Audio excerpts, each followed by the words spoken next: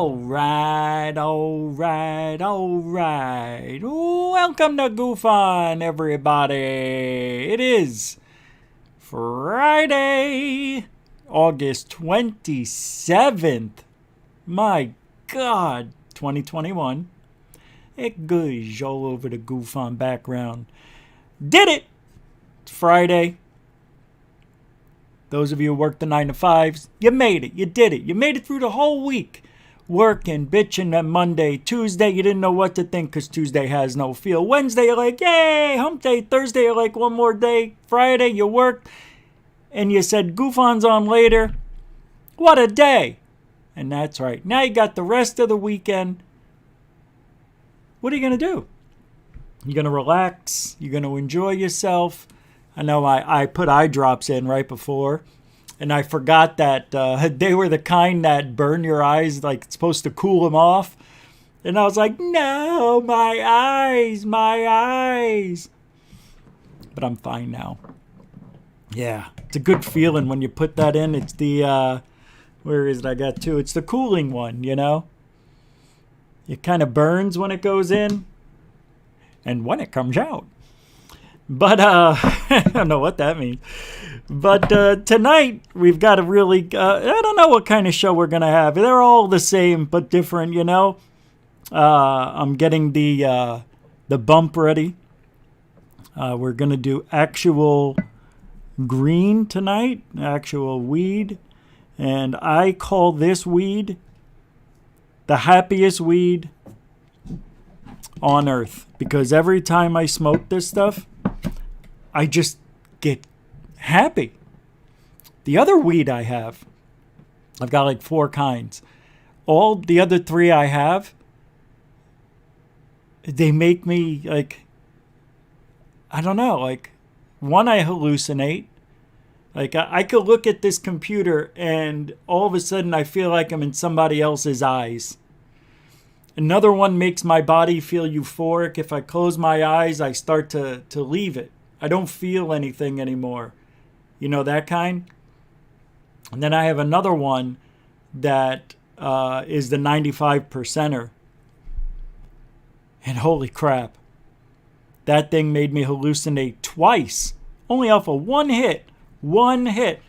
I definitely hallucinated thinking that I was in another body, but this was like something I've never experienced before. Got me really scared. I was so scared that I started to become paranoid, and I go, I got to do something. I know, I'm telling myself, Rich, what are you doing getting that way? You know this isn't really you. Can't you enjoy this? No, I can't. I feel like I'm doing something.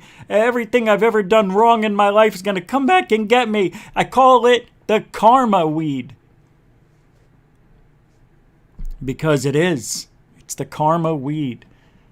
But I think we're going to start that bump a little bit earlier than normal here. I want to welcome everybody to the show. We're going to do a very quick roll call. Fast as possible. The 1-minute roll call is what we're going to call it. And I want to get a feel for this minute. So I'm going to turn on my stopwatch here on the phone and do a 1-minute roll call. So if I don't get your name, it doesn't mean I don't like you. It means that we got show to do, and I can't spend 15 to 20 minutes just wasting time. Not that it's a waste, but it's very difficult for people who listen later on to sit through that. Even now, talking about it, it's killing time. So anyway, I know you go to Jimmy Church's show. I skip right to the 34-minute mark. Because I don't want to hear about dead people's birthdays. You know, I don't need to know about the coffee. You know, where did this bean come from?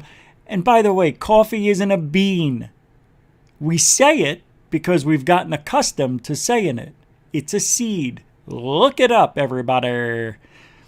Maybe I'll look it up. All right. Tonight we're going to talk about alien home invasions.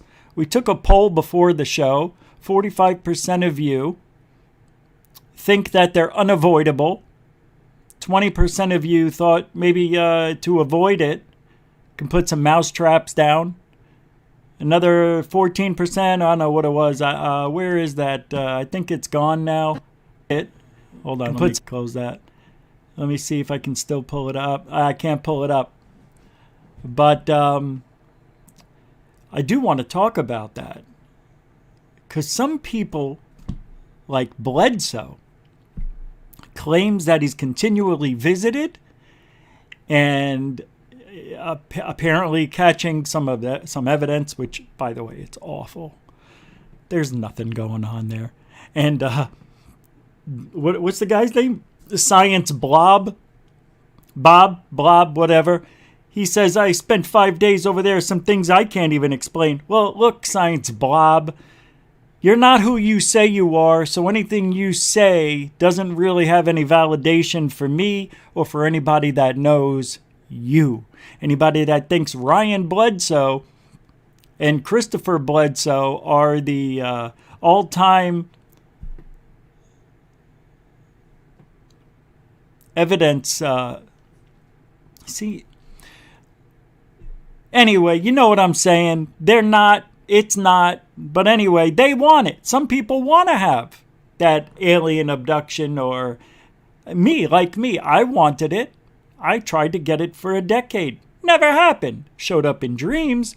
Well, they weren't dreams, Rich. No, they weren't. If we did a science test on you, Richard, we would definitely find out that was a real experience. But you're denying it. You're denying yourself. You're a debunker. I'm a debunker now. Did you hear what Gessler said? Timmy, what's a little Tommy? Tom Thumb? Tommy Gessler? I mean, here's a guy who thinks he knows me, calling me a debunker. Do you know what a debunker is?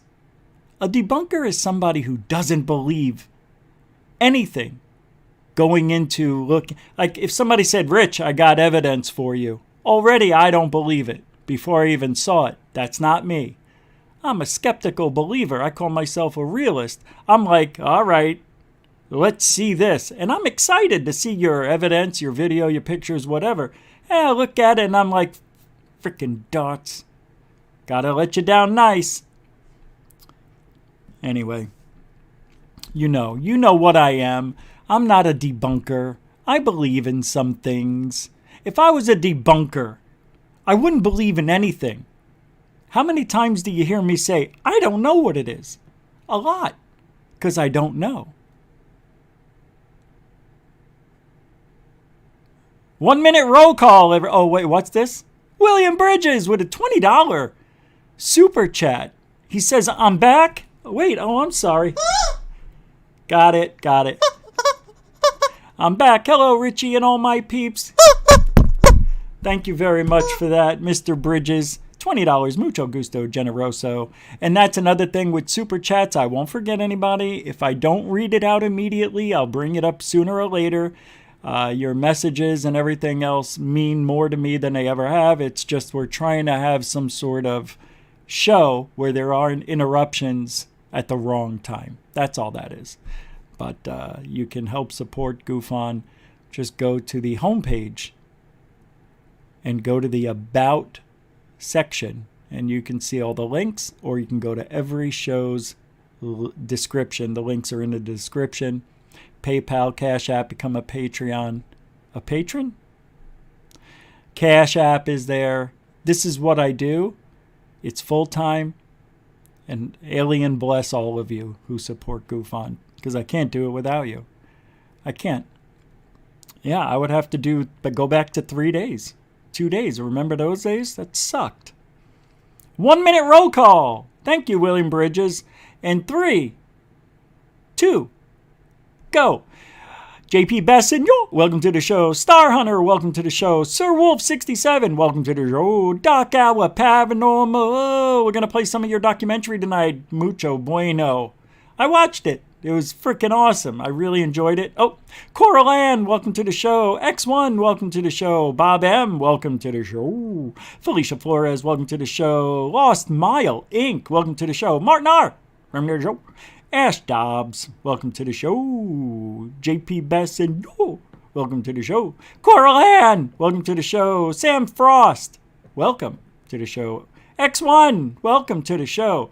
Chris Masters, welcome to the show. B. Baker, welcome to the show. Susan Goodell, welcome to the show, or Goodell. Randall Hill, welcome to the show. 10 Seconds. Chuck Bam, welcome to the show. Ninja Realm, welcome to the show. Offworld Adam, welcome to the show. Kingfish Kebab, welcome to the show. Tim Tenson, welcome to the show. Dark Sky Files, welcome to the show. Metalhead, welcome to the show. Shadi Pernoran, welcome to the show.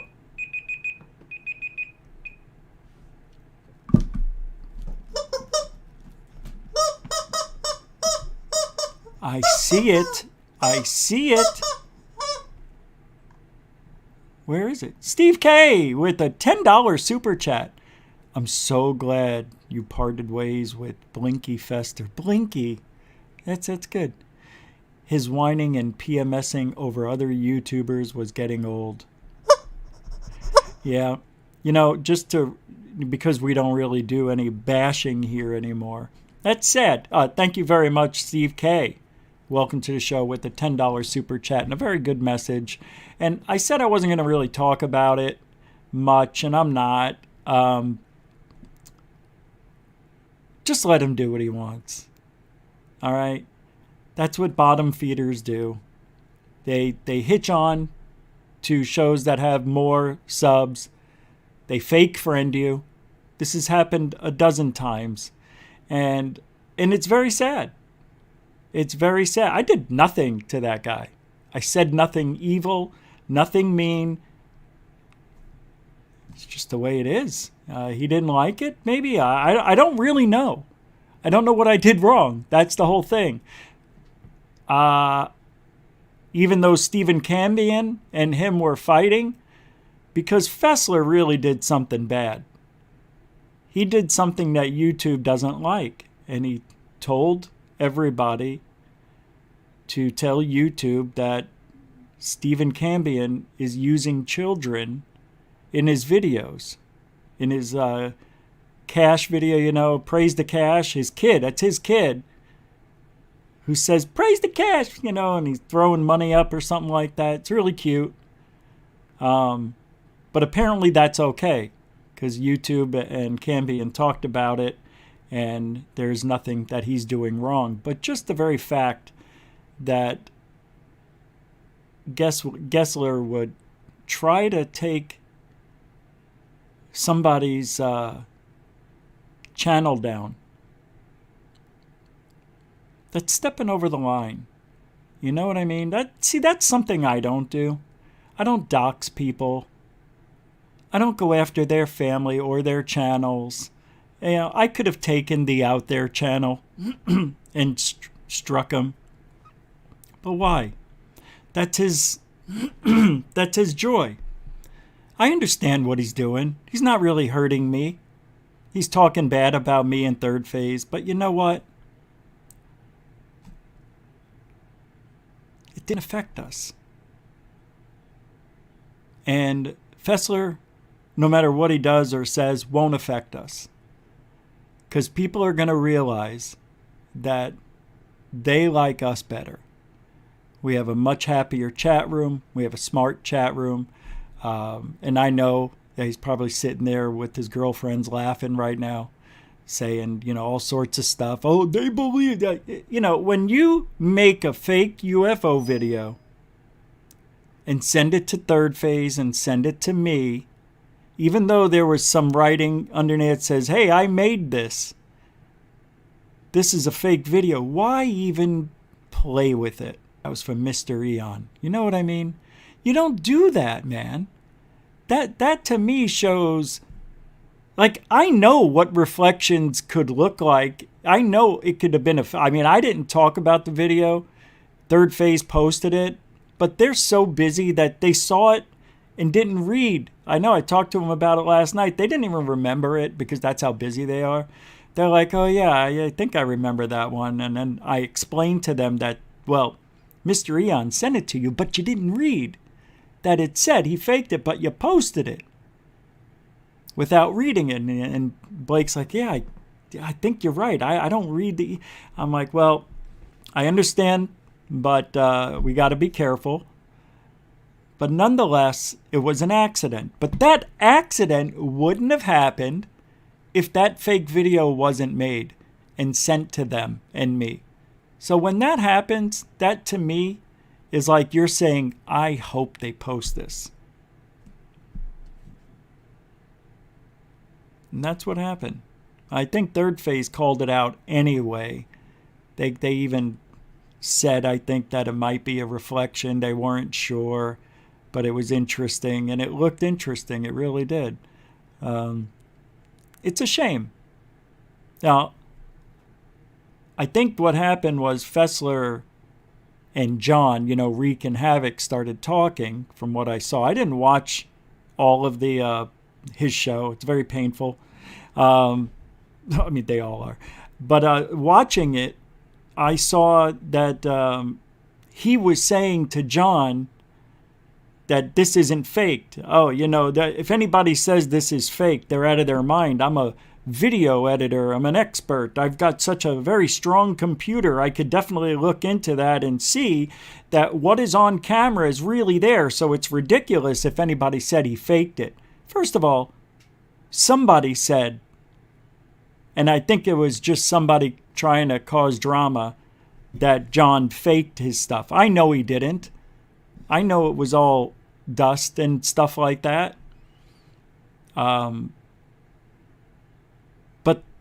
as far as anything paranormal going over there at John's house, Fessler was given, feeding John, saying, oh, very well, you've got something very interesting going on over there. Yeah, keep feeding that information without having the evidence to back it up. That's real smart.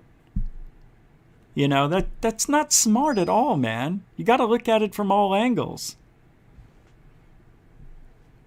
And it just, when you have inexperience in the field and you believe in some things you shouldn't believe in because you're very gullible and you don't know any better, well, that's what happens. So Uncle Fester decided that he'd rather not be my friend.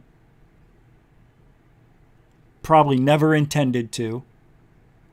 But I looked over our messages, and to be honest, nothing was said there.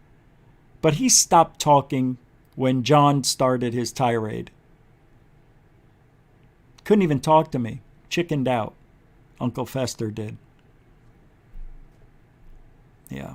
I feel sorry for guys that are going bald at 36. I feel bad. I'm so glad I have that hair. Yeah, it must be an insecure thing. I'm insecure. I've got problems, but I deal with them. Sometimes, maybe it comes through on the show, but I would never use somebody just to get subs and talk shit about anybody. See, I don't do that, man. I don't go hang out at other channels and fake friends with people and then try to get them to come over to my show. It wouldn't even enter my mind. You know why? Because I'm confident that we have what it takes to succeed with what we have. And we have. Last year, what was it? Last February, we hit 1,000 subscribers at the January 26th to be exact. And since then, we're almost at 6,000. We'll be there next month. And we've been doing much better. I can't thank you enough. We're on 3 platforms now doing the show. Eventually, that'll be 6 to 7. And I just keep forgetting to add the other platforms to this show. Nonetheless, shadow banning is real. After every show for the last 6 months, and I talked to Third Phase about this last night, and they calmed me down a little bit. Usually when the show ends, because we averaged 170 people last night for 2 hours. And usually when the show ends, that will be around 760 to 800. 360 views. That doesn't make sense. And then you look at the totals, and usually for the last 6 months, we've been around 1,500 views. The last 5-6 months, 1,500, 1,500, 15, 17, 19, 2,000, 1,400. So we've been averaging 1,500 to 1,600. Well, the shadow banning kicked in the night I put up the video with the title that said irrational, wreaking havoc. And because I said irrational in the title, I think it came back and bit me in the butt, because I don't think YouTube's algorithm likes title like that. So I think we got to pay the price for a little bit. But Third Face says, look, that happens. You're going to be doing great one day. You'll get 1,000 subscribers. Not me, but they were telling me how they'd get 1,000 subscribers every day. And then all of a sudden, 50, 0. And their views, would go from 50,000 to 30,000. And they're like, what the? For some reason, YouTube does that. And I got a little bit nervous, but I'm not going to be. I'm not going to let it dictate. This is probably the last time I talk about shadow banning. I don't know how real it is. I just think it's happening. But eventually it'll rebound. And when I looked at other shows, I saw at Uncle Fester's 25 people in there. During the times when we were at 200 live, remember, 230? And we stayed there for a little bit. Then we were around 180 to 200. And then we were at 170 to 190, 160 to 180, 150 to 170. And that's where we're at now. So it's crept down. But to see the views get chopped in half, it's just untrue. It's really unbelievable, to be honest with you. So I want to welcome those who are on Facebook. I see people here, people on Twitter. I haven't really advertised the stream that much, but on Twitter or on Facebook. But I wanted to see how it worked with the new computer, because we haven't done it. The last time we did this, I used Restream when I was using OBS. I'm going back to OBS this weekend. I got to show you something. The reason there's a delay, because I bought the insulation foams for the soundproofing of the room. And the first batch I bought came like this. They come with the glue backing on it, like I just peel it off.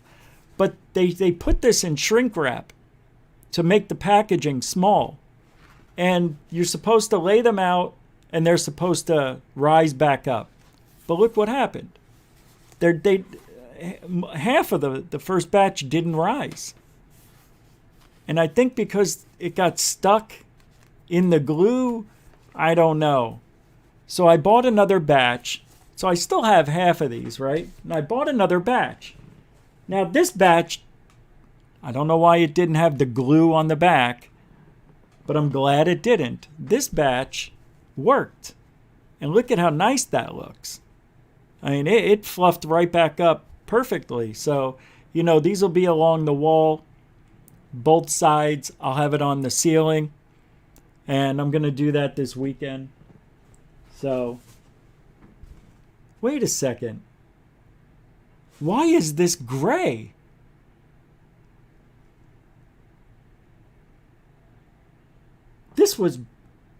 Wait a minute. Why do I have gray? I bought black and red. What is going on? What is this? Well, I'm sending these back, so it's bullshit.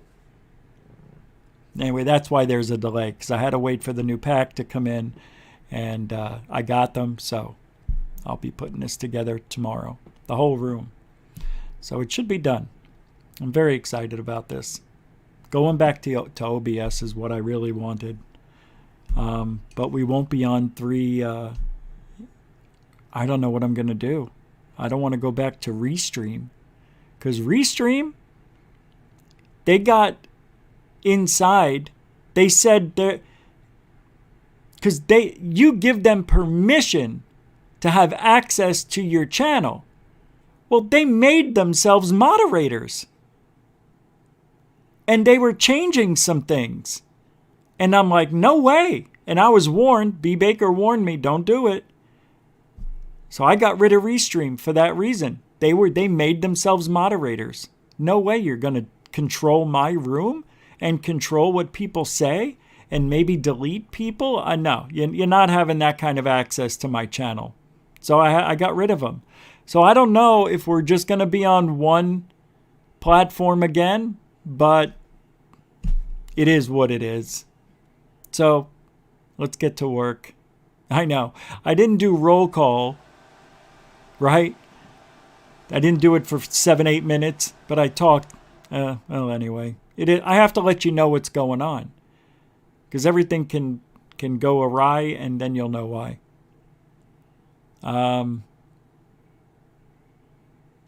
Just unbelievable. All right, what do we got here? I want to wet your palate with something. So what I don't like is every time I turn the computer off,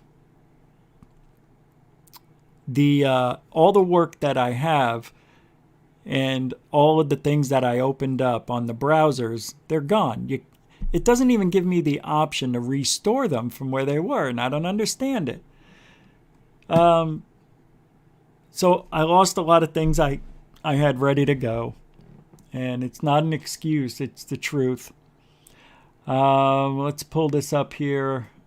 I have some things I wanted to talk about, and here we go. Interesting tweet. We're going to do things a little differently out of order. Here's a video I want to play.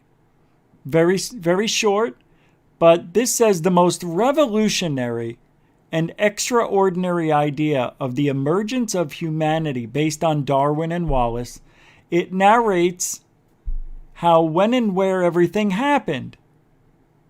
And they have an ebook and print available on Amazon Brazil, but the prematurity, the enigma of human evolution is the name of this thing, and I think I am going to get it, but check it out. Here's a 43-second peek. You end up seeing yourself on your pages. Some hate him, others love him. He is very real and very extraordinary too. Gosh. Hey.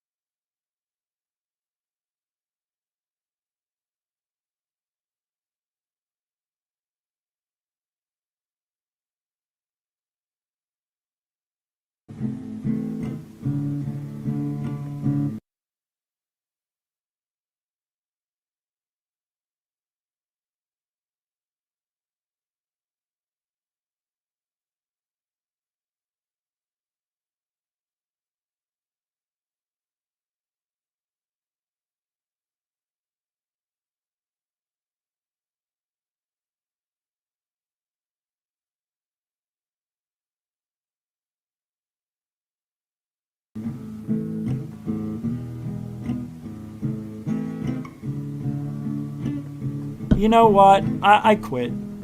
I quit. I quit. I quit. Done. Done.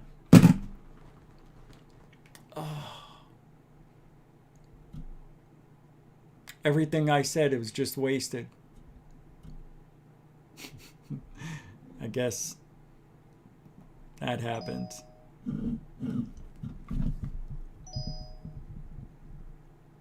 Yes, I know. The volume's gone. Thank you. Appreciate it. I'm very angry at myself for that. Very amateur. You know, that's going to get worse when we go to... it happens, man. It happens. We all do it. When we go back to OBS, there may be those problems again because the button is so tiny. Hey, look at this. We got a $5 super chat from Rob Ball. Not a super chat, PayPal. Hey, thank you, Rob Ball.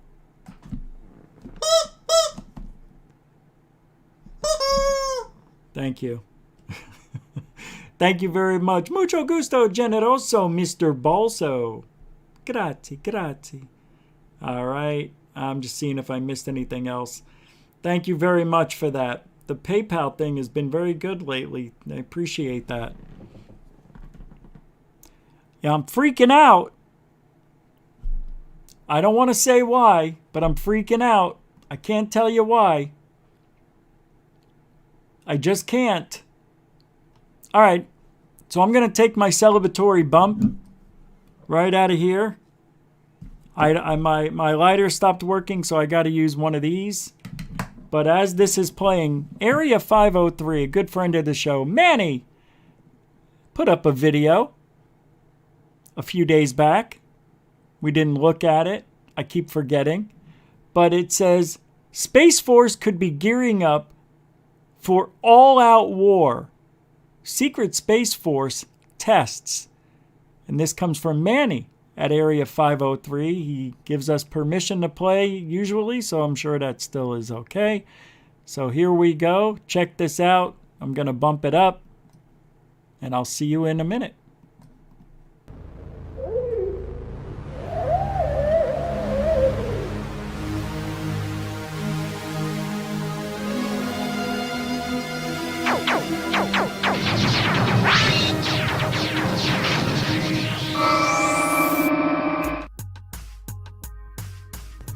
Hello out there, everybody.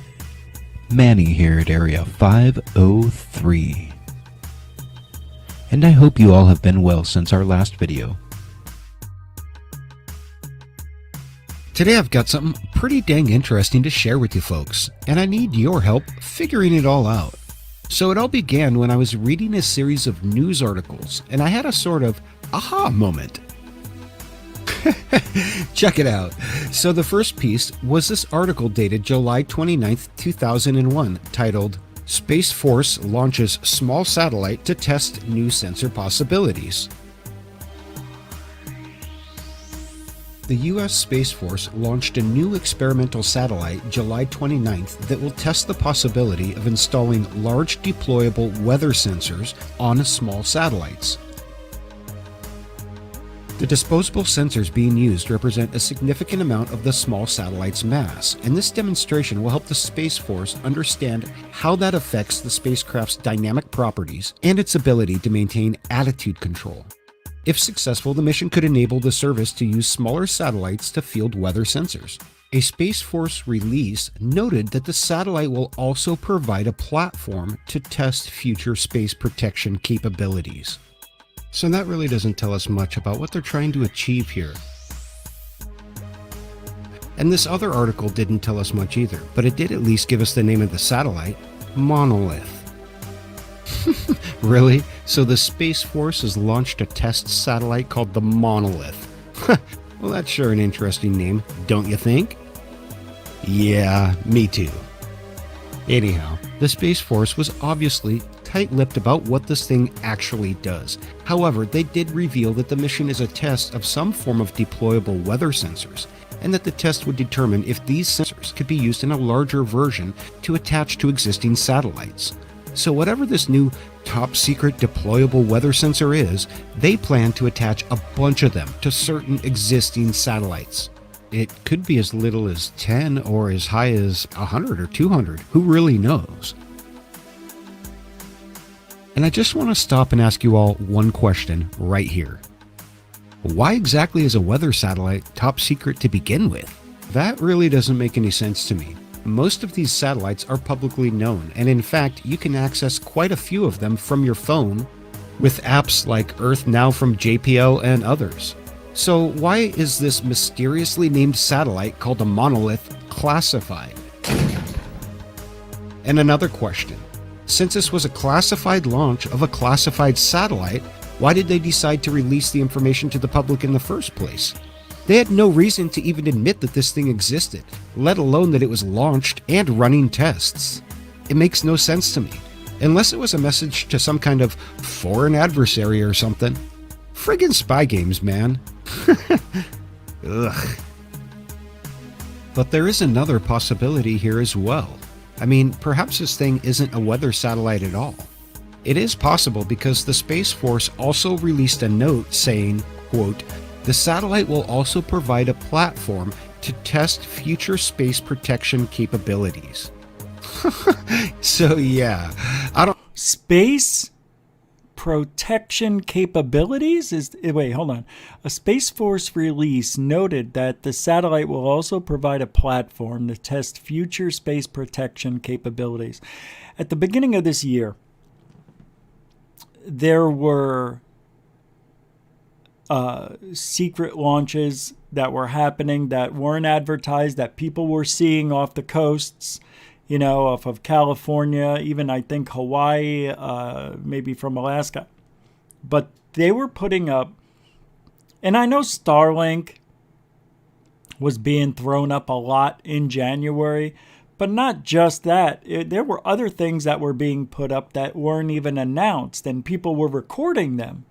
And they're thinking this was like, a spiral vortex or something like that. I don't know if you guys remember January, the first 2 weeks in January. It's all I was talking about. Every day it was another launch, and nobody's saying anything. And we know what it looks like, and I don't know, unless it was something of that nature, of a Space Force nature and technology we don't understand. Remember, if there's alien technology or technology that has been created and we don't understand its capabilities, we would think it was alien. And some have said in the past that if we ever saw alien technology, we would think it was magic. I forget who said that. But this is interesting. I don't think Manny's here, but so far, 4 minutes in, I'll play one more minute. This is really interesting. I don't have a hard time believing that this is no weather satellite and instead is some sort of a so-called defensive capability, which in America is what we call weapon systems. Yeah. But weapon systems have many parts, and one part of them is indeed sensors. So it just might be the case that this is a test of a sensor system that would be used to track objects in space, like other satellites or UFOs. Maybe it's some sort of an advanced tactical system like FLIR, but one that scans more or all of the light spectrum instead of just infrared. If that were the case, you could attach these things to a bunch of your existing satellites, creating a zone around the Earth where targets could be identified and tracked, similar to the area around one of our battleships where the same thing occurs. Right. This is very much like what we saw in Men in Black, the ArcNet. It would put a shield around Earth. Isn't that from Men in Black 3? They would put a shield around Earth that can protect us from incoming alien problems or prevent them from leaving. I don't think that's this, but I'm a little skeptical about the Starlink setup. Throwing up 40 satellites at a time, and we just have to take their word that it is what it is, what they're telling us, and I'm not so sure. Don't you think Elon Musk is working hand in hand with NASA or Secret Space Force and throwing up stuff for them, and maybe vice versa too? Maybe they're working with each other, getting this stuff up. There's so much stuff in orbit right now. There's articles being written on how to clean up the orbit. They're afraid in another 30 years that there'll be so much junk in the atmosphere and in space, in orbit, that it may be impossible to leave Earth. So I don't know if you saw that China was trying to actually throw a net out there and try to grab stuff. They were testing this new thing, and they're just, it's not oil. It's not an oil spill. So you can't just throw a net out there and scoop it up, but that's what they were trying to do. And you're going to tell me they're going to be able to do that going 17,500 miles an hour? I guess if you're in perpetual motion with everything else, maybe. But geez, man, they're trying to clean it up. There's over 140,000 things floating around in space, maybe 200,000.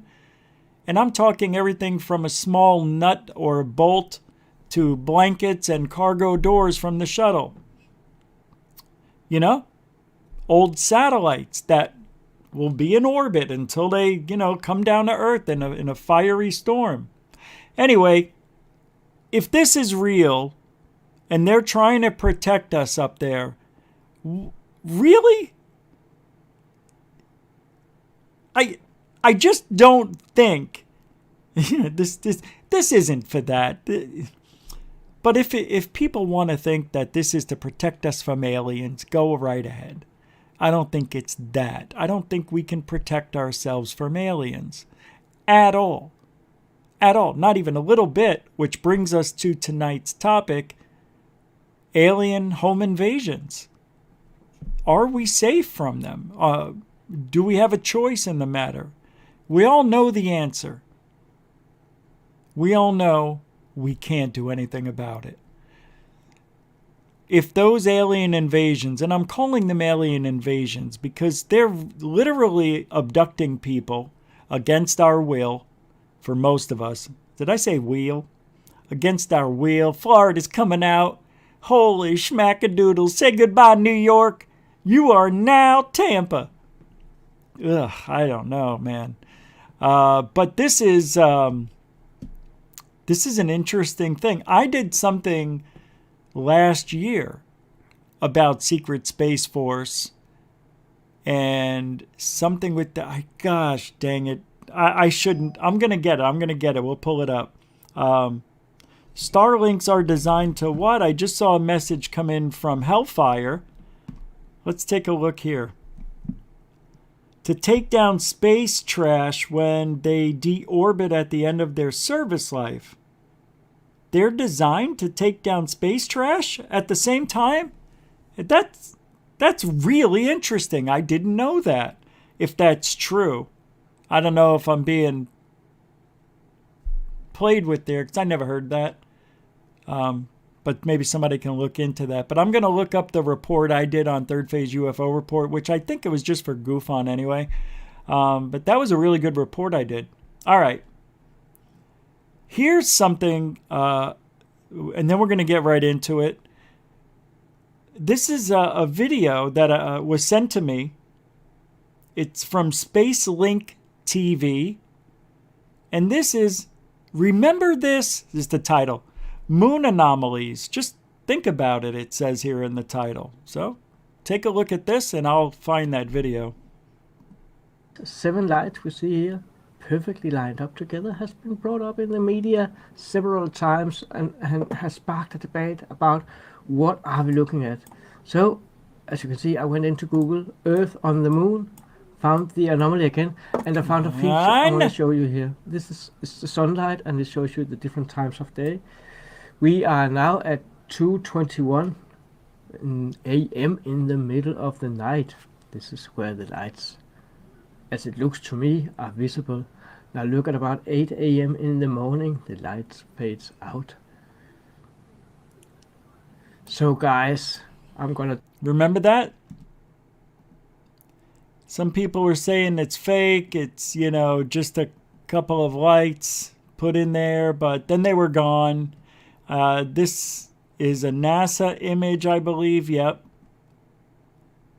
So I'm not too sure. Oh, Jesus. Okay. Thought I had an issue. 1, 2, 3, 4, 5. Wait, 1, 2, 3, 4, 5, 7 lights. Oh, yeah, he did say that. I don't know, man. I don't know anything anymore. I think I'm going to have to come out right now and tell you. I don't know anymore if it's fake or real. I don't know. I know nothing.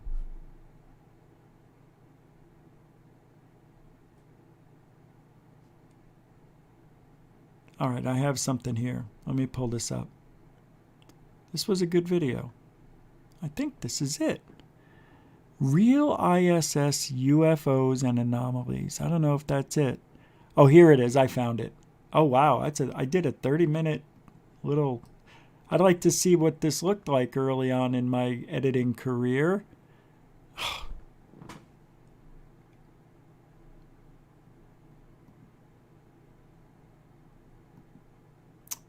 This was, I don't remember. Just put it in and let it do its thing. I'm putting it in.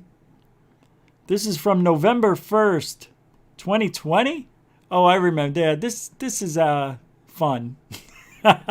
Hey, Black Lotus. What is this? Where'd it go? There you get the Inviso again. Black Lotus Productions with a $5 super chat. Good show, Rich. Gotta go. Have a great night. Yes. Thank you very much for that. I will be on Black Lotus Sunday night at 8 o'clock. Don't forget, tomorrow is the UK GUFON show. I think I'm going to run it at 3 o'clock Eastern, noon Pacific, but that's 8 o'clock in the UK and that side of the world. Thank you, Black Lotus Productions. I will see you Sunday, and everybody got to come along. I want that show to be the best one they've ever had. Michael will be there, I think. Dark Hour. He's on their panel. Mucho gusto. You sent me an email about space junk. GUFON is my dad. All right, let me take a look. All right, while I'm looking for that, I'll play this real quick. We're not going to play the whole thing. Don't worry, I won't bore you. I don't remember how good this was. It's probably weird to watch. Energy underlies pretty much everything we do, whether it is fighting a war or running an economy. Energy is really fundamental. So the ability to provide that in a way that is clean, constant, globally transmissible, and essentially unlimited, it's really powerful. RAM, the photovoltaic RF antenna module, is the result, the culmination really, of work that we've been doing at NRL for over 10 years. The experiment comes from a concept called solar power satellites, or space solar, in which the abundant and that looks like Michael Schratt. Unimpeded sunlight in space, where it's brighter than anywhere on Earth, is collected and then sent to the Earth wherever it's needed. Hey everybody, this is Rich Giordano from GUFON. Welcome to the premiere. Let me show you what's here. Oh, this sucks already. This is what they're launching into space. I don't like Here it says the fledgling U.S. Space Force's Space Delta 9 is tasked with performing a mission set Thanks, Ian Burwell. that the service describes as orbital warfare. This includes keeping an eye out for potentially hostile activity in space, as well as deterring those threats and even potentially defeating them, according to the unit's official website. See? But interestingly, it is also responsible for overseeing the operations of the experimental X-37B mini space shuttle, the exact mission and capabilities of which remain obscure. Space Delta 9 conducts protect and defend operations from space and provides response options to deter and defeat adversary threats in space, according to an infographic that accompanied the Space Force tweet on October 24th. See, this is what I think is going on, and thank you very much, Ian Burwell. $3 super chat, just straight up, right in your fist, right into my throat. Thank you very much. No message, nothing. Just take the money. All right, thank you. That's what I think's going on in Manny's video. It's another version of protecting us from our adversaries. I think it's going to be, and you've heard the ex-vice president say this in the last year, that we've got to protect ourselves in space and the satellites. China was doing tests in January, coincidentally, on how to do, because they had one of their satellites that was about to fall back to Earth. So they thought they would see if they could destroy it with a rocket. And they did. And you know what happened after they hit their own satellite? Couple of things. Well, now we know that they have the capability to take our satellites out, which could take out like everything. everything, the internet, our power. They might be sending stuff up to space to build a spaceship as well. None of this stuff can be thrown out the window. None of it. GUFON is my dad. Good comment. And if you guys want to say anything without a super chat, just put it in all caps. If I'm reading the chat room, I'll definitely read your comment. Thank you. So I'm going to continue this because the rest of this is I'm not going to play 30 minutes of it, but take a look. The mission of Delta 9 is to prepare, present, and project assigned and attached forces for the purposes of conducting protect and defend operations and providing national decision authorities with response options to deter and, when necessary, defeat orbital threats. There's one test in May of 2013 that may have gone as high as 30,000 kilometers. And that's one that I think really is kind of causing quite a bit of concern on the U.S. side. The sunlight to microwave converter, and now it is time to test it actually in space and see how it performs. So we're really looking forward to the results of the experiment. An Air Force news story from last year said that it detects, tracks, and catalogs man-made objects orbiting Earth, such as active and inactive satellites, spent rocket parts, and fragmentation debris, informing military, civil, and commercial space operators if tracked objects may interfere with the satellites in orbit, and can also predict when and where decaying space objects are located and where they may re-enter the Earth's atmosphere. Funny, because we had some sightings over Hawaii a couple of weekends ago, Show Low, Arizona, New York, California, and other parts in the UK, other parts of the world, that are seeing these objects that look like space debris, but they don't have any trails, no fire, nothing blazing light. You know what I mean? The typical firestorm that would happen during a re-entry of a man-made object. Interesting that we didn't get any reports from the ORS-5 satellite that would have told us, hey, this is all space debris. Nobody said anything.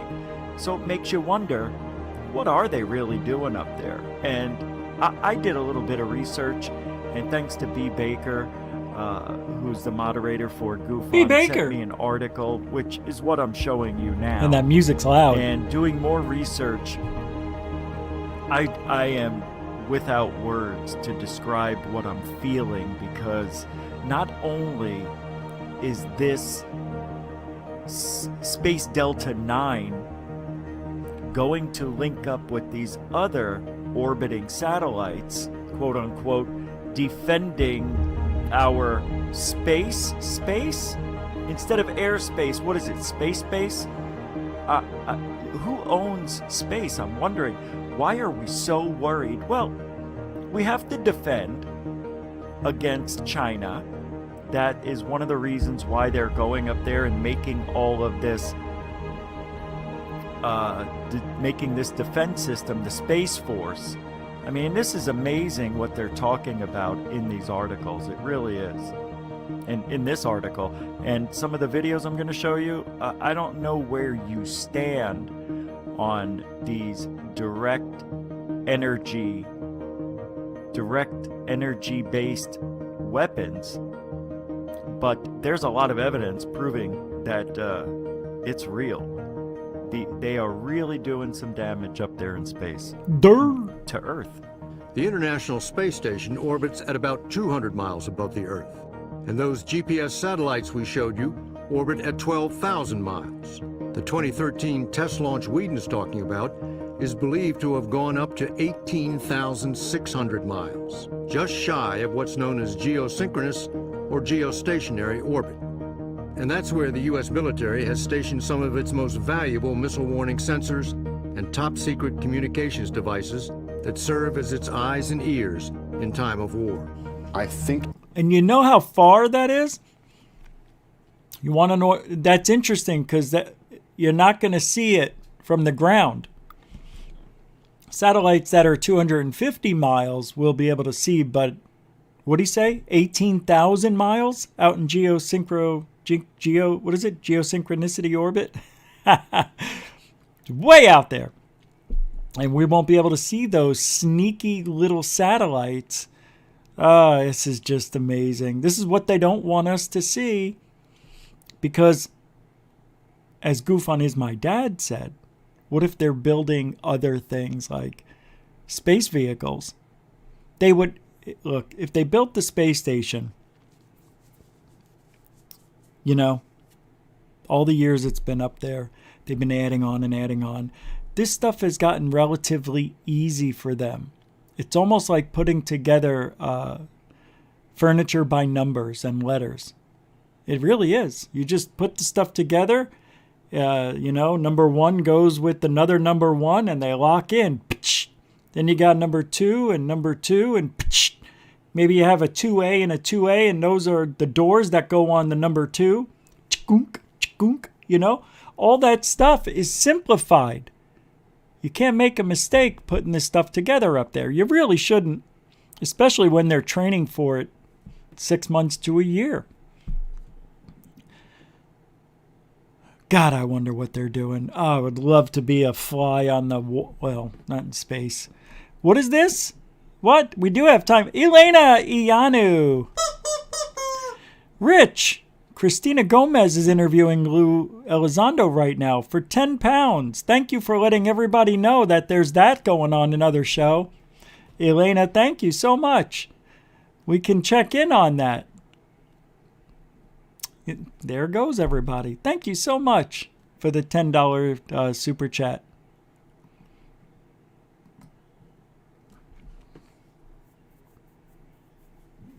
What keeps a lot of American military planners up at night is if China has anti-satellite capabilities, when do they use those in a conflict? Do they use them at the start to try and blind the U.S.? Those sound like the crown jewels of American satellites up there in geosynchronous orbit. Absolutely.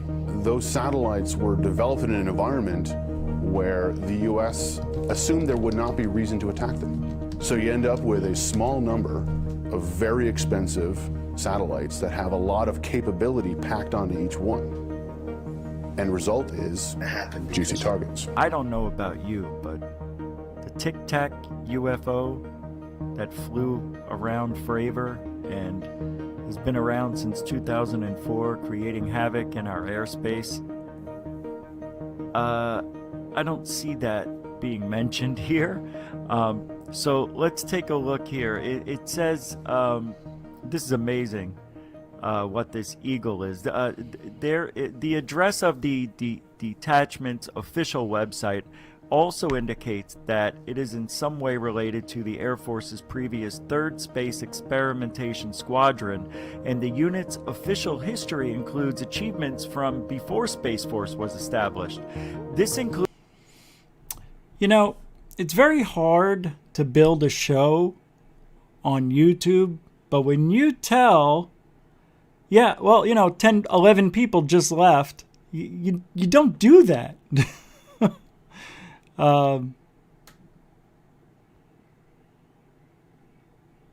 That's just unbelievable. Thanks, Heather Birdie.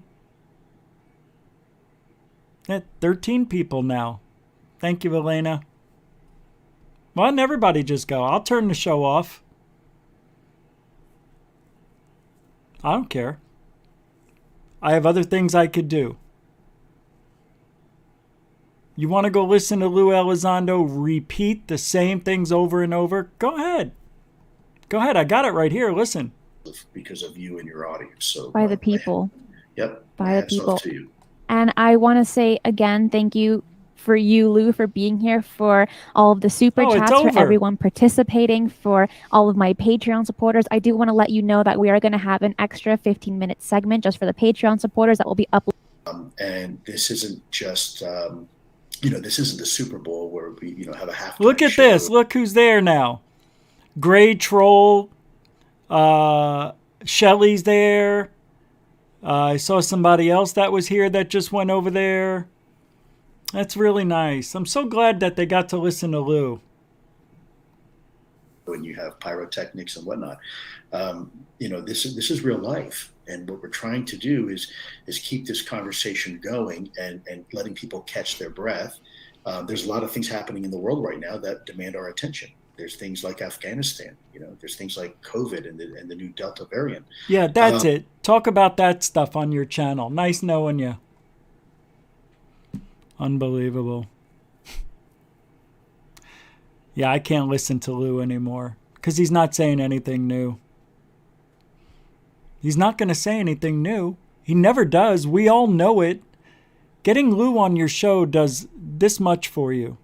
It gives you 2 days of subs and that's it. She had like 450 people in there, but they're all leaving now because Lou's going. So she'll be back to her regular 50 or whatever she has there. But I'm going to say it now. I don't care if you donate $100. I will refund the $100 if you tell anybody to go to another channel while you're here. I mean, that's like, if I had 500 people here, 400, and I lost 10, that's different. But to have 15 people to get up and go listen to Lou because you announced it, I know you said you're sorry, but we're trying over here to do other things, go on other platforms, trying to make the show a little bigger. Doesn't really help. And I know you're a supporter. I'm fine, but I'm disappointed. Hey, Dorothy, thank you very much. Yeah. I'm about to cut the heads off these chickens. GUFON gets my money. Screw Lou. Thank you, Dorothy Hawkins. I appreciate that. No, you weren't telling people to go to another channel. You just said, hey, Rich, Lou Elizondo's on Christina Gomez's show. So everybody says, Lou Elizondo on Christina Gomez, let's go take a look. And 15 people left. How's that not telling people to go? It is, but it isn't. It is, but it isn't. I know she didn't realize it. What? I can't be upset that we're announcing that Lou Elizondo, everybody knows he's a draw. Everybody's interested in what he has to say. If you don't get that, then you just don't think right. And I know you get it, Elena. I'm not talking. I'm just saying in general. If you can't understand why I'm upset about that, then my God.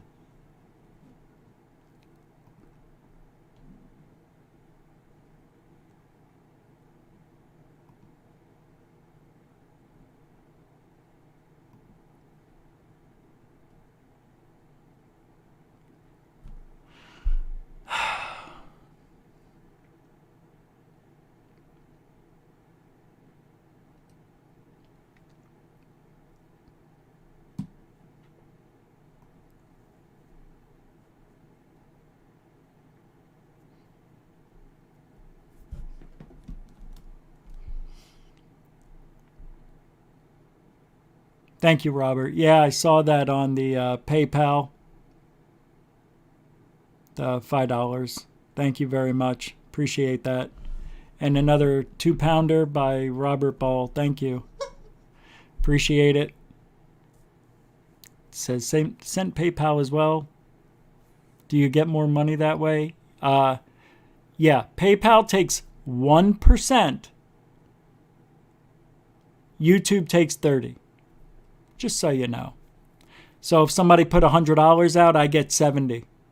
If you put $100 out to PayPal, I get 99.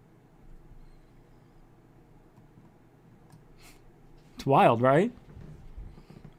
It's amazing how much YouTube makes. But look, I love YouTube, and I'm very disappointed the way that the shadow banning is real. But the fact they take 30%, it's okay with me. I'm okay with it. Because without YouTube, it wouldn't be as as fun. It's interesting to see everybody supporting. You know, that goes right up on the screen. Everybody sees it. But, you know, I like them both for different reasons. I just, if you do want me to get the most out of it and you don't want YouTube to take 30%, then you can send it over to PayPal. Links in the description and on the homepage for GUFON. I see another one. Tony McLear, a continuing supporter with a 10-pounder. Boom, baby, says, writing a kisser. No message, nothing. Nothing. You mean there's no other shows on we can go to? You don't want to announce that Corbell's put a video up yet?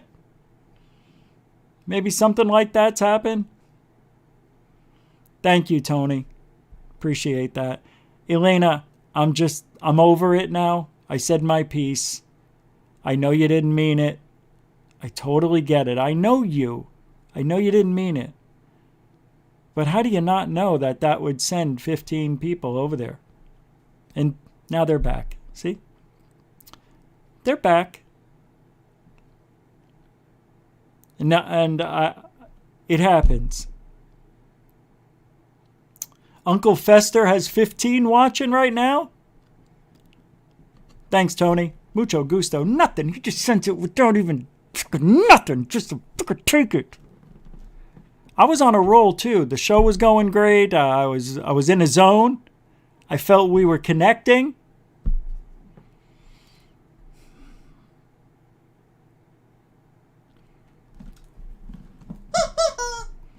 Jay Ragnarsson with a $2 super chat.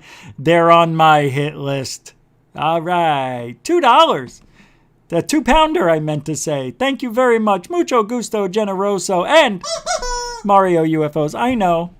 Thank you. I know I wasn't going to do them all, but I was going to do a 5 at a time. I can't think.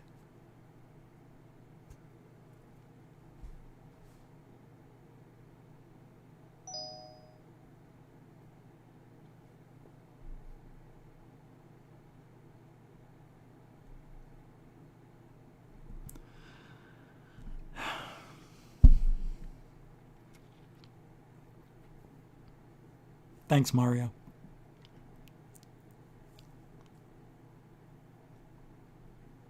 And now I don't see Elena. Now she's quiet.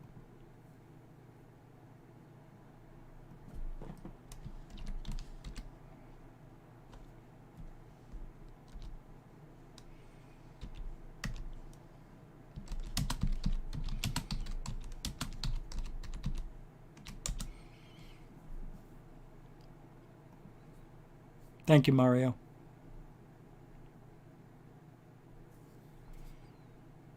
What's this? From GUFON? What? Elena Iano, I still love you, he says. Oh, that's good. That's good. I hope you understand. He didn't mean anything by it. He's just frustrated. You know, the shadow banning, Uncle Fester, John Carty. You know, the little squares are crushed. Not even the right color. I don't know where this color came from. Huh? Thanks, GUFON. Ash Dobbs with the $5. Sending YouTube $1.50. Rich get. Thank you very much. Thanks, Ash Dobbs. For the $5 super chat. We'll get back to it. Section 8 with the $2. Thank you very much. Thank you, Blue Chickens. Appreciate this, you guys. Thank you. Mucho gusto. Look, just throwing dollar bills. What does Truth Seeker say? Praise the cash. Praise the cash. Praise the cash! I guess that's how you say it. What's this? Mohawk Valley phenomenon. Mohawk Valley? Oh, what is that? Oh, he's saying, oh. Thank you very much. Mucho gusto, generoso. Mohawk Valley phenomenon MVP. MVP. Did I miss this one? Polar Bear with a $2 super chat. Where is it, though? I don't see it. Thank you, Mohawk Valley. There's Ash. There's Mario. That's it. I can't go back any further. But thank you for the $2 super chat. Polar Bear, it's a super sticker it was. Let's go take a look at it. Yeah, and then we'll get back to the show. Huh. I don't. It's in Dark Hour Paranormal with the $5 super chat. Why did I not see these? There he is. It's a thumbs up. Wow. So Dorothy Hawkins, after Elena's 2 10-pounders, Polar Bear for $2 with a thumb up. Thank you very much. Sorry it took me 10 minutes to get to it. But thank you, man. I appreciate that. Mucho gusto continuing support. So, Dorothy Hawkins, $5. We caught that one. Dark Hour Paranormal, thank you for the super chat. He just straight up fisted it, fistful of dollars, and threw it at me, which, you know, that's the best way to do things. I didn't see it. It must have went right into my eye. Robert Ball, we got his for the $2. Tony McClear, the 10-pounder. Che Ragnarsson with the $2. Mario UFO with the 2-pounder, 2 pound. Ash Dobbs with the $5. Section 8, $2. And Mohawk Valley. That's it. Now we're caught up. Let's get back to the show. And wait, there's 2 more. What are you guys doing? X1? You know, can I say something? X1? I'm really surprised you're here. Because I thought I lost you to Uncle Fester. Because you used to go there all the time, didn't you? But I'm glad you're here. I really enjoy you. I enjoy the conversations that we've had. I've seen you on other shows. I'm glad that you stuck around here.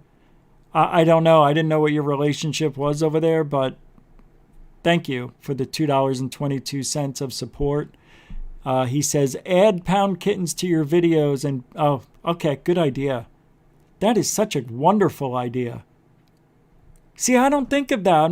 I'm not shady that way. But you got to trick the system. I try to do things by the book. Thank you, man. X1 coming up strong, continuing supporter.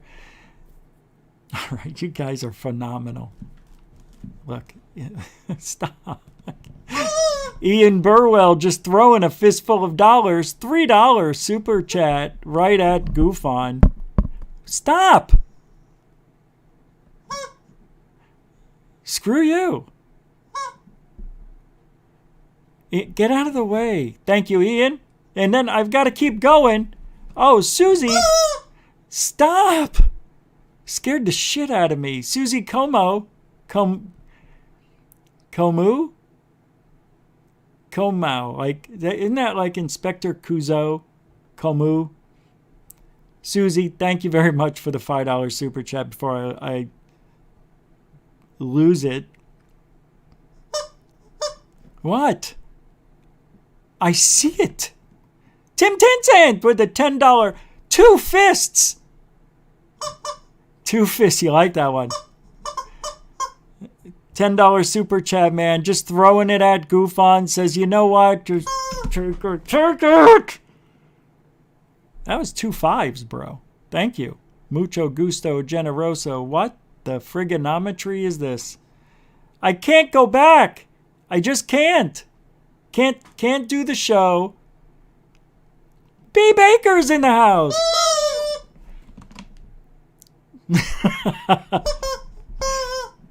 There is fantastic live show on now called GUFON. Please check it out. That is clever.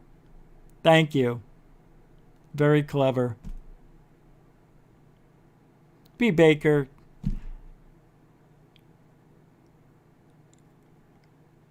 Thanks, man. Super mucho gusto generoso, everybody.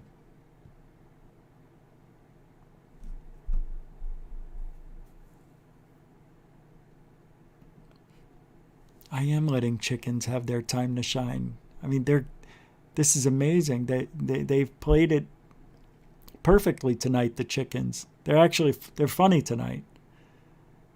What are they doing? They're face down, ass up. That's the way they like to cluck. Face down, ass up. That's the way they like to cluck. I got it.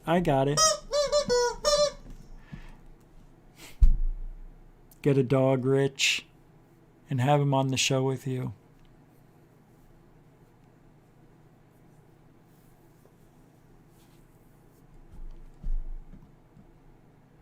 Had one, alien critter. Still can't get one yet.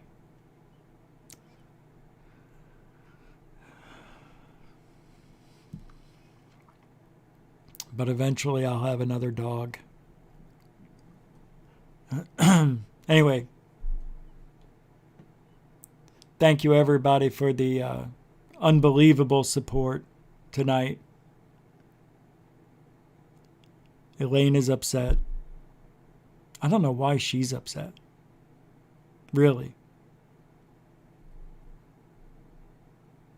I really don't understand it. How it's not okay for me to be upset.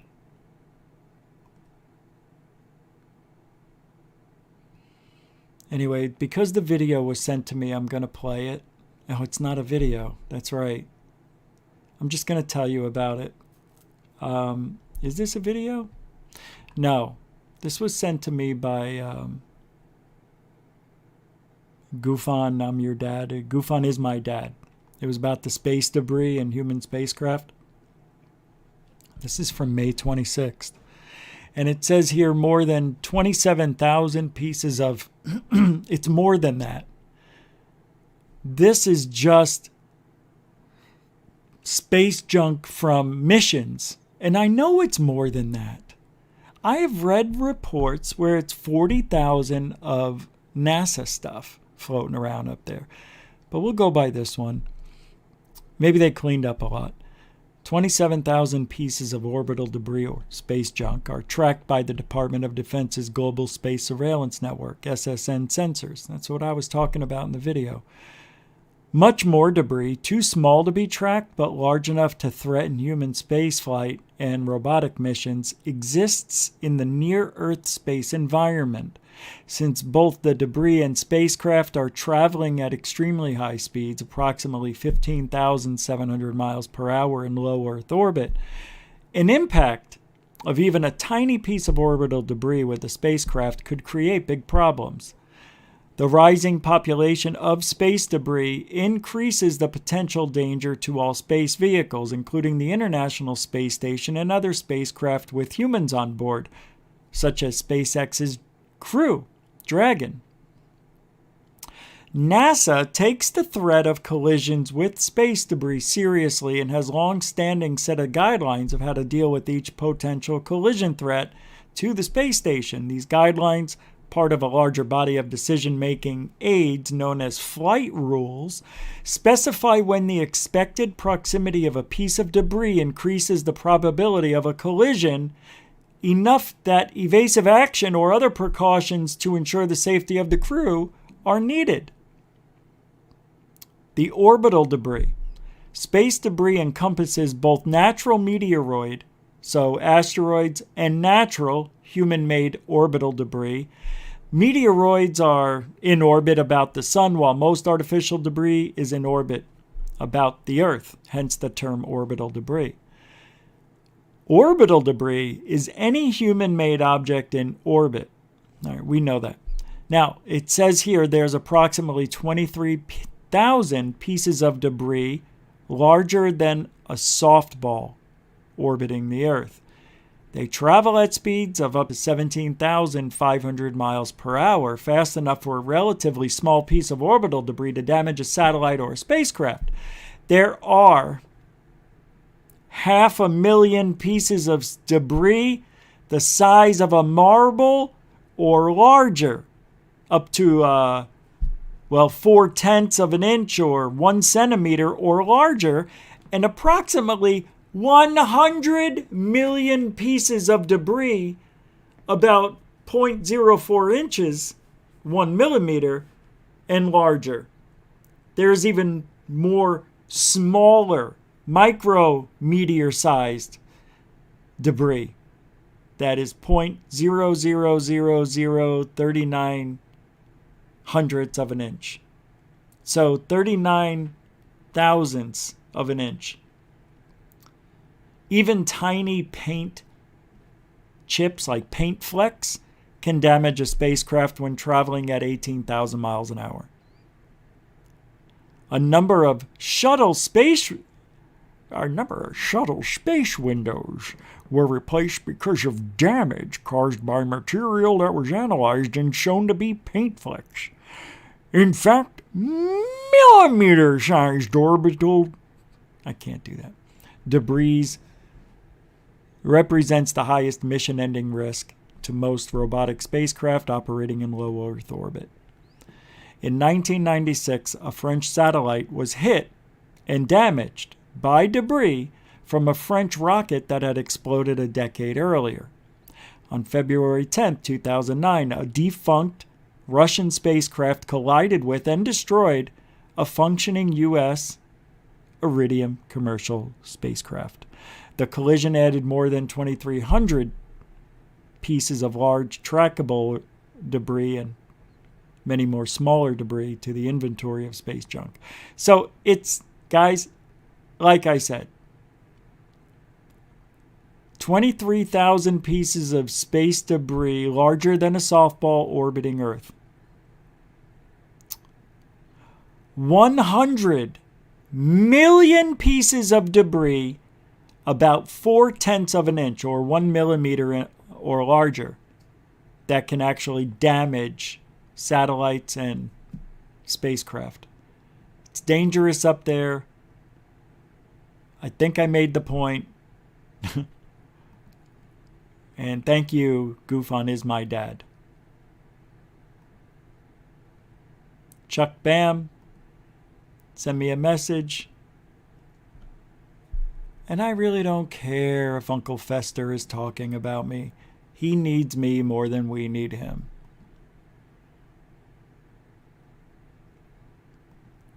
You understand? And I'm looking for something that I want to play here. I was going to play something, and now I've lost my train of thought. Now, I didn't look at the chat room, so I'm going to see if there was any more. Oh, my God.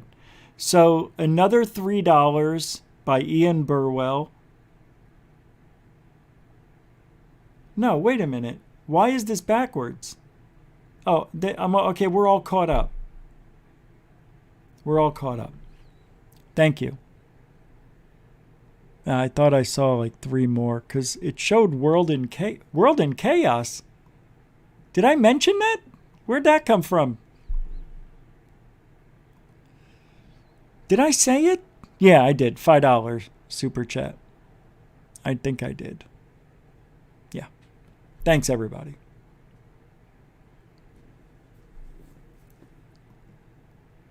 It was funny because, I'm not going to say it. We need a little bit of love right now. So while I'm going to pull up this video, I really do care about everybody.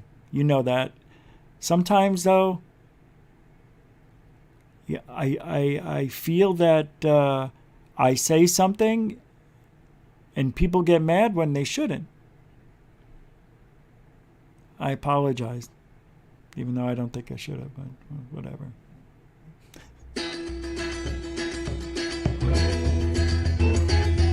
What are they? Why are they? What do they mean? What are they? Why are they? What do they mean?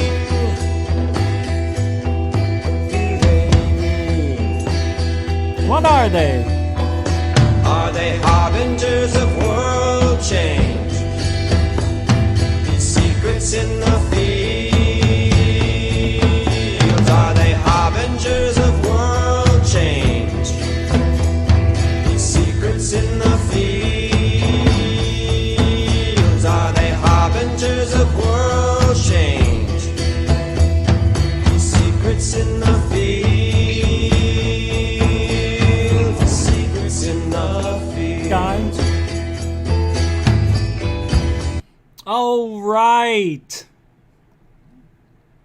I hope that got you guys a little more calm. I know I feel a little better. And I think I want to show you this. I don't know if we talked about these things on the show. I think we did. I want to play this. It's the video I made yesterday. 2 days ago? I didn't play it here. I'm going to play a couple minutes. We'll just run through it. This is third phase UFO report. In the water, in space from the ISS. Well, tonight, got some really good ones for you. Coming from third phase of moon this week, we've got this laser light that looks like it's a weapon. And then we go to the Nerf ball. Oh, we did talk about this, didn't we? Yeah, I'm not doing that again. Why would I put you through all that? Yeah, we already did that. Am I right? Didn't we? We did talk about it, right? Get Beetlejuice on my show? I will. I will. Unbelievable.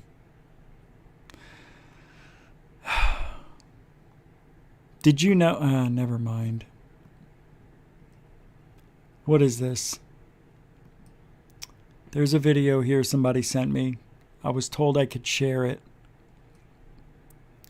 And it's called What the Gel? Mystery jellyfish-shaped object filmed entering Earth's atmosphere by stunned Russians. Wait a second. Shared. Oh, it's not from this person. Oh, they're just sharing it. Well, let's take a look at this. Let's take a look. I don't know what it is. I've never seen it. Take a look. What the gel? All right. I love two things. Oh, we got an ad. Cat food from Petco in the box it's delivered in. Come on. Same day. Petco, the health and wellness company. Yeah. Ебать, летит. Space junk. Space debris. It's a rocket. It's a plane. It's a bird. Debunked. Debunked. That's it. That's all we do here. Don't even want to look at it. It's debunked. I could tell already. You know that's not what we do.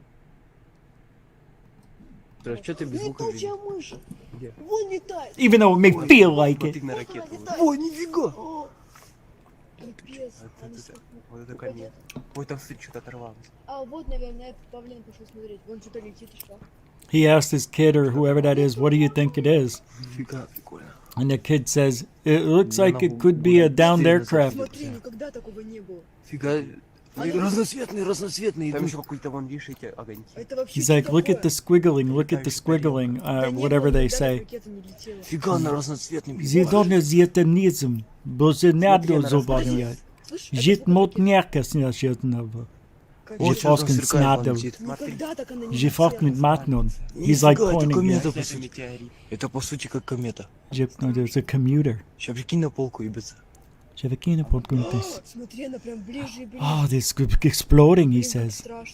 Там что-то сияет. Exploding. Оно никогда так не было. It's coming down to Earth. А если мы все умрем?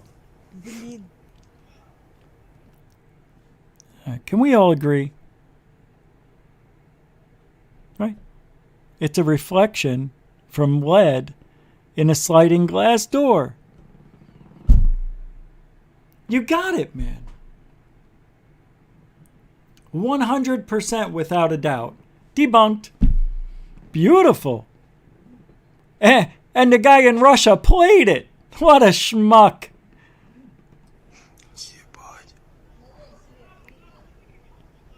It's jellyfish. What a stupid thing to say. Фига. Вот это. Oh, did you see that? Did you see the flashing? Да. Look in here. Фига, прикольно. И звук такой. Ой, опять что-то отсидел. Блин, что так страшно, не страшно? It's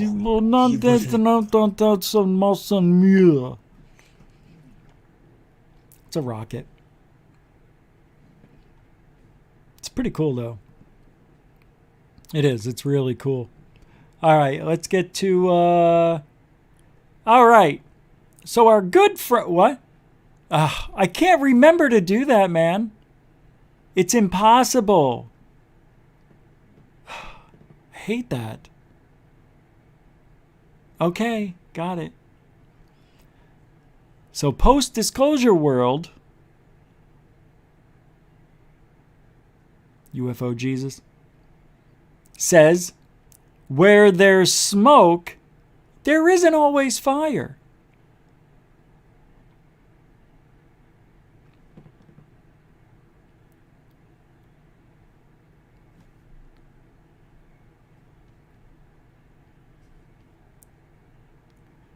Where there's and he continues, where there's an enormous amount of smoke and conviction, there's no fire. There's dogma.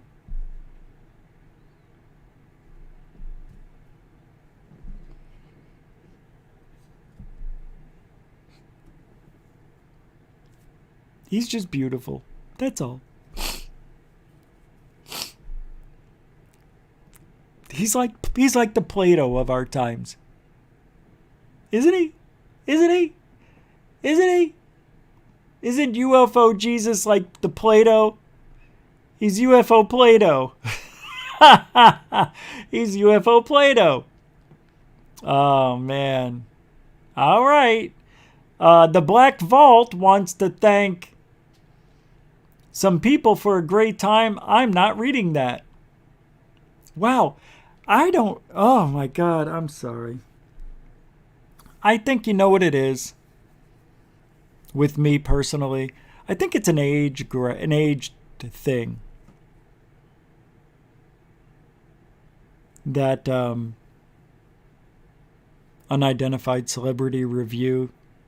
They've got that rather be squidding guy who looks like, he literally looks like his eyes are about to explode. And I'm not saying that's anything to laugh at. I'm just saying the guy's got a unique look. Kind of like that. Yeah, kind of.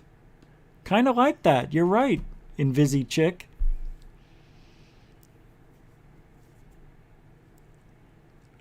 I'll be on the Black Vault. I mean, oh my God. Black Lotus Productions on Sunday. I thought I was supposed to be out of yesterday. Wrong-o.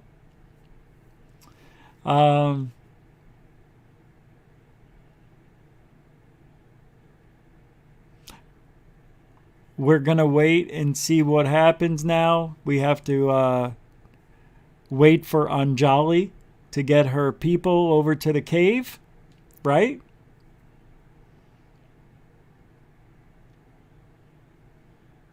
I'm just interested in one other thing. There's one other thing.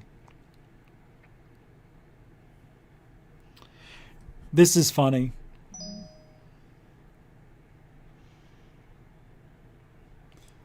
Let's take a look. Alien scientist says, boo-hoo, thumbs down.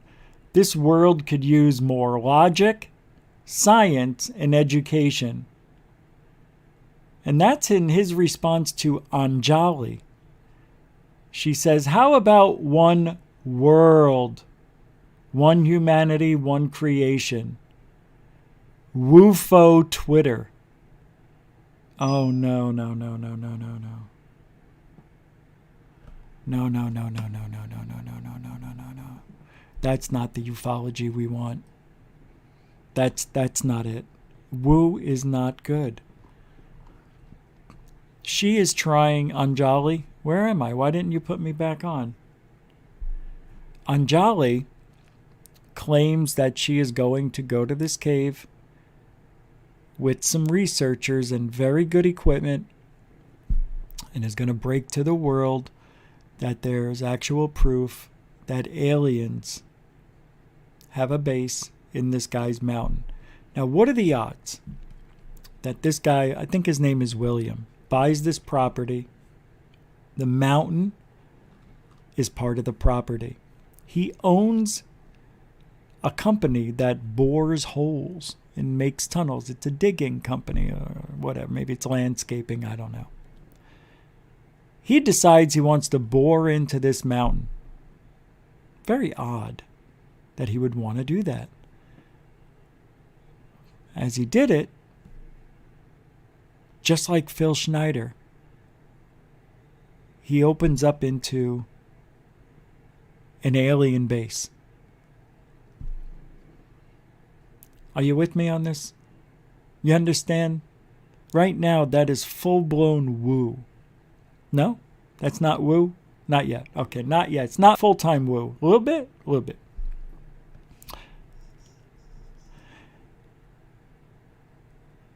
Somehow it gets in contact with Anjali, who had 7 different names. She told us all of them, which to me is very suspect. She's somebody who has... She seems very smart. Smart doesn't actually always equate to common sense, critical thinking. You could be very smart, very book smart, do math, figure out problems, but you don't have critical thinking. Well, Rich, you need critical thinking. Well, there's different types of critical thinking. You have the logic, formulas, woo, and everything else. Okay? In the woo world that we're in, you could say UFOs are woo, even though we're talking nuts and bolts. There's a sense of woo that is around ufology because it's magic. We don't understand it. And if we don't understand it, it doesn't mean that it is woo. And once we do understand it, that will eventually be thrown into science and it'll be a proven thing, but not now. So right now, ufology's got some woo with it. Throw in aliens, throw in, I can't figure out how the base is connected to the tunnel, considering there's no door. Now we're talking about 2 different species of alien that have beautiful skin, glowing hair, not really, but it looks like it's glowing. And now we're talking about woo. Skinny Bob is not real. That is an animatronics CGI alien. If you believe in that one, good for you. It's not what you think it is. So we don't even know what an actual alien would look like, but according to Anjali, you've got grays and these beautiful tall whites. 7-8 feet tall. She is going to take scientists there to a secret location. And when she was on Jimmy Church talking about it, you know what? I think we should do this real quick. Maybe not, but I'm really interested in I want you to hear it because I know not everybody listened to that interview with Jimmy Church. There's one part that I really didn't have time to play yesterday that I would have time today. So I'm going to pull it up. Instead of fade to black, I put fake to black. Talk about unbelievable. Why does my life have to be all about that? Why can't things just be? So let's go where we left. This is where we left off. We'll just play a minute or two. I want to find it real quick. Just give me a second. No idea what that was.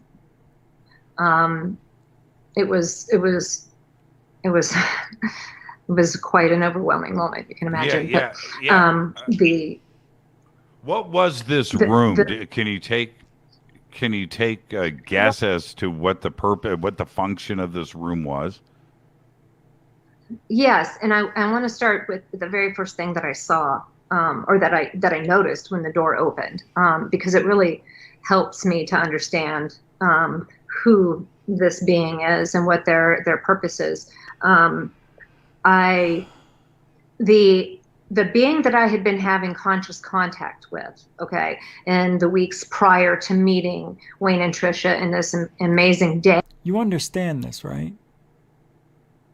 She was having telepathic meetings with the alien that she's going to met. You understand she's been there and saw the aliens already, this woman? And yet her story is very painful to listen to. It's like she has to remember everything. It hasn't changed.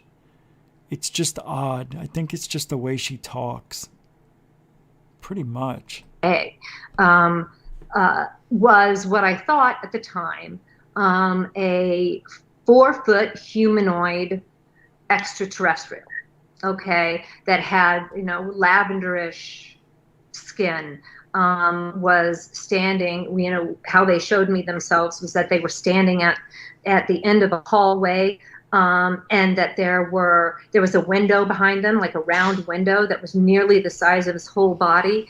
And then there was a long window that came forward to where I was, so that I could see them from that perspective. And then I can't. I'll just put the link in the chat. I mean, in the description. I'm gonna find they have been living there, and that this is part of their. I am here. And, so I don't know when I put it there or what it is, Jimmy, because honestly, we are dealing with, I was there for 6 hours. I cannot, recount every moment of that 6-hour period. And that doesn't mean that it wasn't eventful. It means. Here we go. This is what I wanted to listen to. ERA. Out 2, 3 tall whites, 1 gray, then 2, 1 gray. Go down a hallway and into a larger room where there are other races. And I'm very curious about the lavender. Great description, by the way. You can capture a visual, but I have no idea what this being looks like. So we're going to talk. When she's describing the rooms and even the aliens, we don't get detailed descriptions. We get very generalized descriptions. Now, she was there for 6 hours. She doesn't remember everything because, at one point they did remove her consciousness, according to her.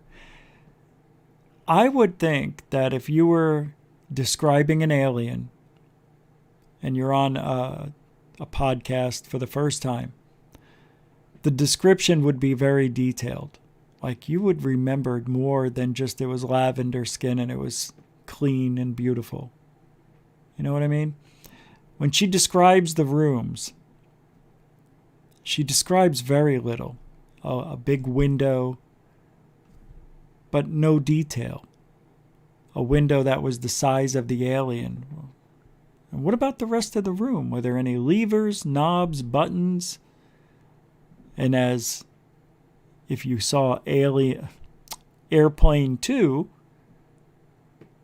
the bleeps, the buttons, the knobs. What is it all for? We don't get a very detailed description. So anyway, I was just going to continue playing this so you could hear what's going on. And you can decide for yourself. This is the last part I'm going to play. And then you can make decisions on your own. Listen to the rest of it. Here we go. Talk about that in a second. And then we'll get as much in. And then we're going to do some overtime with Anjali. Okay, so let's go back to the room before you leave. I do have a general question. Do you have any time reference on how long you were actually inside the base? I do. I can say that when I arrived back at his house, it was around 9 o'clock. Okay. So about 6 hours had passed. Wow. Okay. And did you take pictures? No. Yeah. No, I didn't.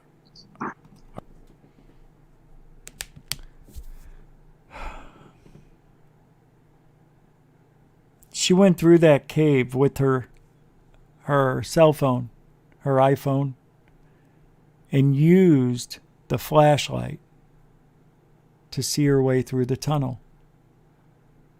And she didn't think of taking a picture the whole time. Can I get a selfie?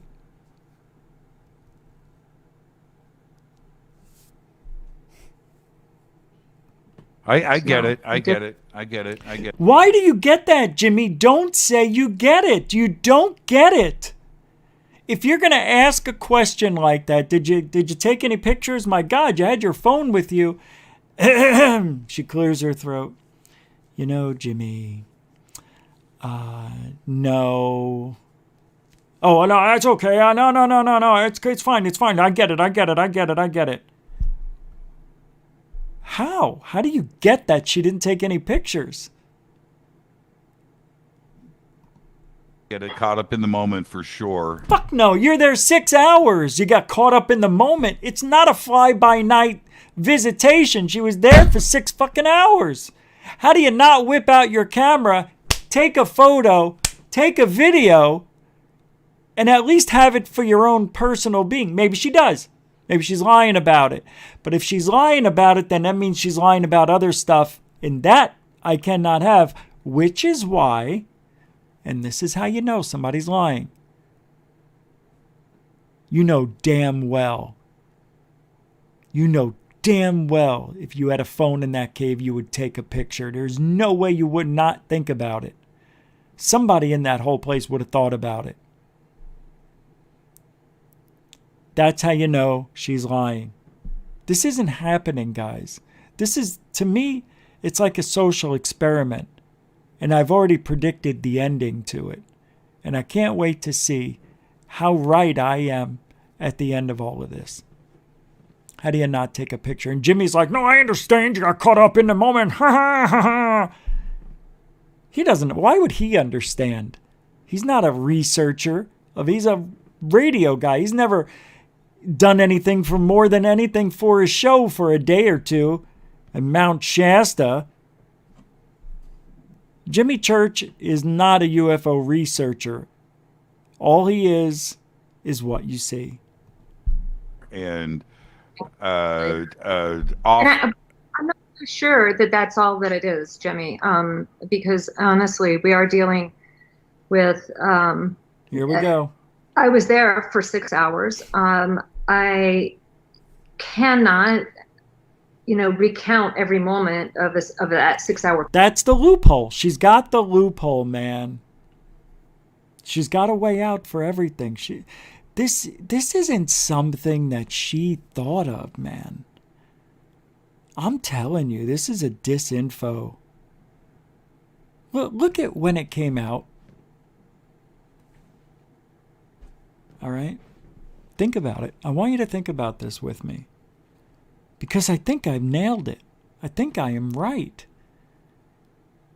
Ufology's been in a little lull for a little bit, right? It's been quiet.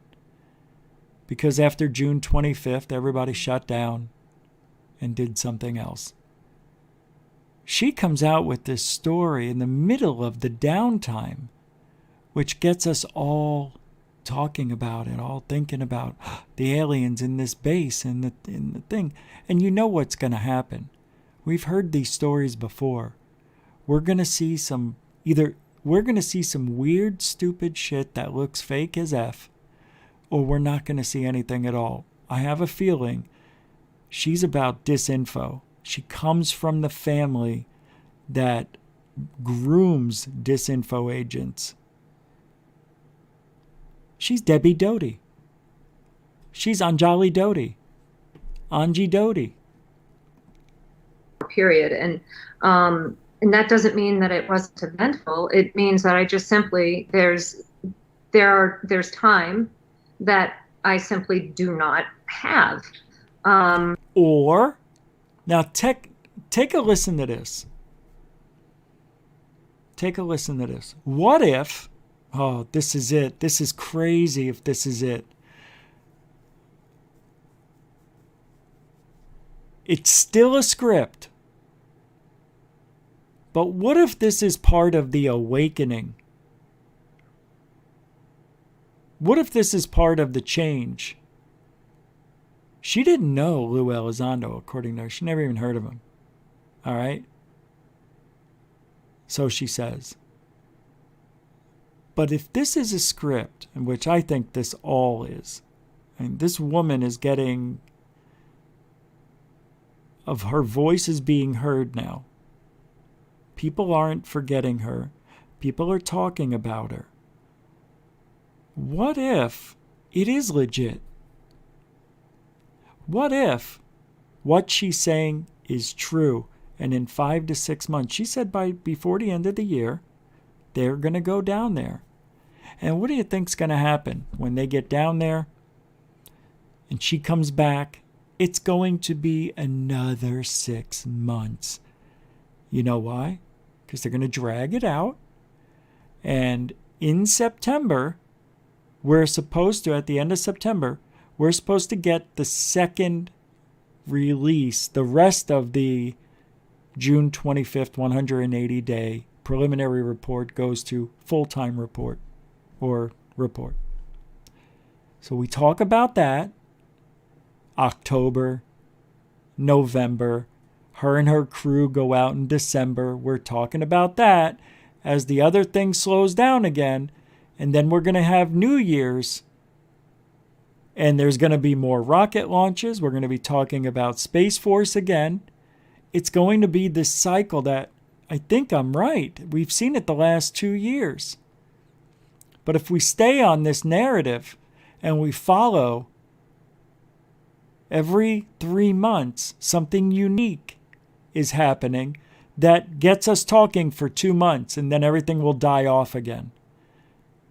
So expect this to be drawn out until this time next year, maybe summer, June of next year maybe. We will have Anjali's report going into the mountain. Now, if what I think is really happening is that she's going to go down there. She's going to tell us that they had an incredible experience. I can't tell you anything, but we're going to sift through the data, which could take 3 to 6 months, and it will. And she'll come out probably in February, March, to remind us that they're still working on stuff. She'll be on the circuit, getting paid to talk in front of people without any evidence at all. She is like another Greer, another Doty. She's wedged herself as a newcomer, somebody with a fantastic story, with an incredible background that could be, what? It could all be hidden. She worked for the government. She's worked as what? FBI agent, in intelligence of some sort. She's done a lot of different things, wore a lot of hats. And that is the perfect person to fit in this story of bullshit or reality. We don't know. But we'll know when she goes down there and comes back, if that was a real thing. Now, I am betting that her and her team are going to have issues, and they're going to be stopped on this guy's mountain. They're not going to be able to go in there. The guy's going to have second thoughts. The aliens are just thinking we better not do it right now. There's too much turmoil. The Earth people aren't ready for it. But you said we contacted us because we are ready. Now we're not ready? How could an advanced alien race of your kind not think that we're ready? We're ready. We're ready. Nope. Something's going to get in the way. If something gets in the way, then you know it was bullshit. If nothing gets in the way, and she makes it to that mountain, goes into the tunnel, comes back out, and says, in 3 to 6 months, we're going to have some data for you. We'll start off with a little something. Maybe she'll give us a taste. Then you know we may be on to not disinformation, but maybe disclosure. And that, my friends, is why we do what we do. As crazy as her story is, as as I listen to her speak, she sounds like she's lying every step of the way. But then again, I thought that the first time I heard her.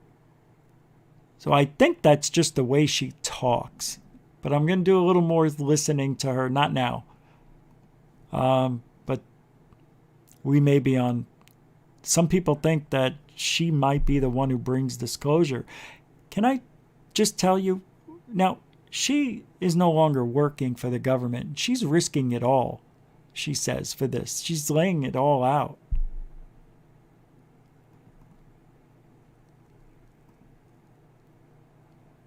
I hope it's real. That's why I do this. That's why I'm talking about her.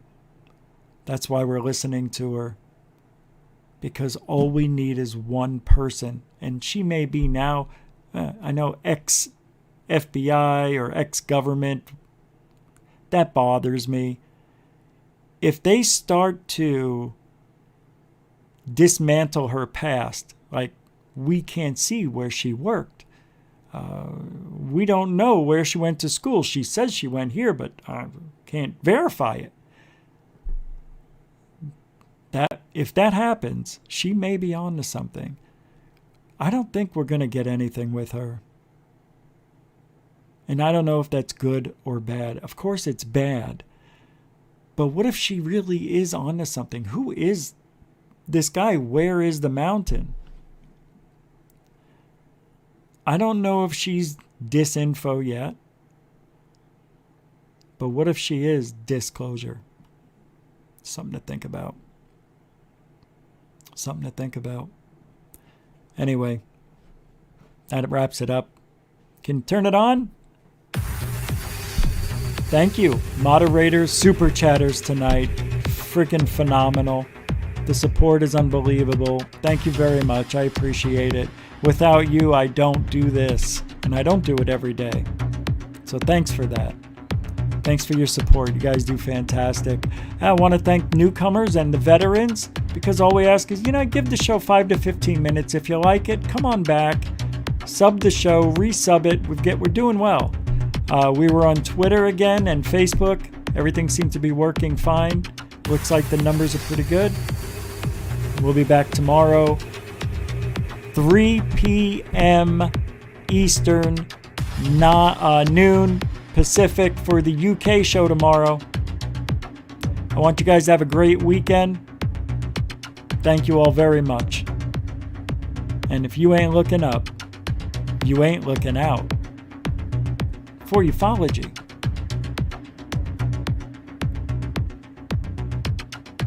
Good night, everybody.